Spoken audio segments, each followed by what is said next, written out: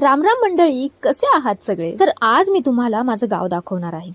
तसं पाहायला गेलं तर माझा जन्म, माझं शिक्षण आणि माझं करिअर हे सर्व मुंबईतच झालं. पण म्हणतात ना, माणूस कितीही मोठा झाला तरी आपली मुळं विसरत नाही. माझे ना फ्रेंड्स मला नेहमी विचारतात, काय ग तू मुंबईत राहतेस, तुला तुझी गावाची भाषा येते का? आता त्यांना काय सांगू?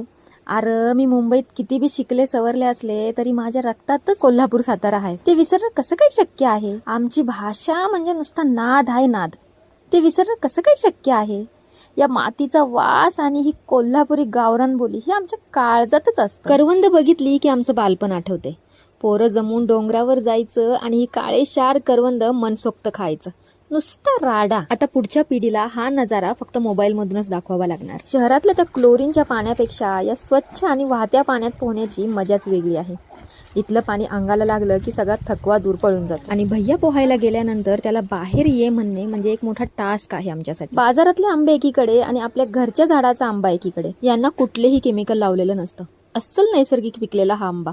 याचा तो गोड सुगंध आणि रसाळपणा बघितला की मन तृप्त होतं. गावात रात्री अंगणात बसलं की तारांगण बघायला मिळतं.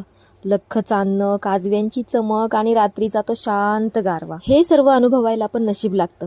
इथे झोप पण इतकी शांत लागते की विचारूच नका. दुपारच्या वेळी एखाद्या जुन्या वडाच्या किंवा चिंचेच्या झाडाखाली जो विसावा मिळतो ना, त्याला एसीची पण सर येणार नाही.